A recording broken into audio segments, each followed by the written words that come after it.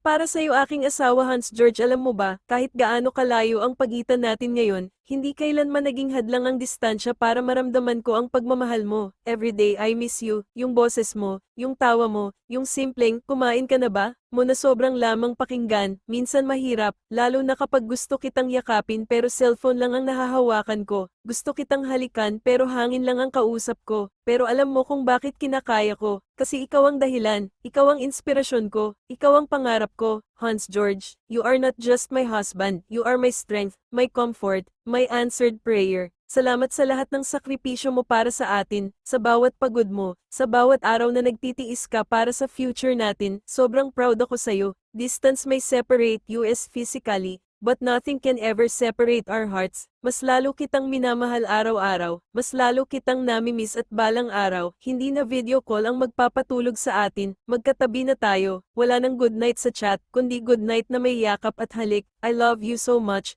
Hans George. Always remember, no matter how far, I am always yours, forever and always. Ang asawa mong sobrang mahal ka, ng mamahal Maricel.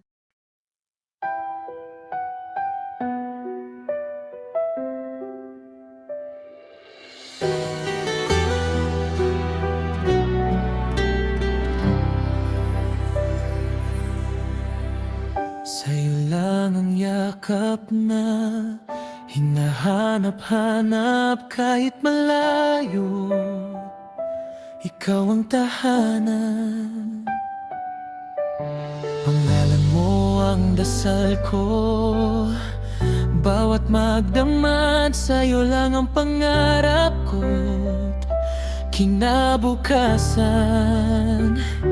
Ikaw ang ilaw sa dilim ng aking daan.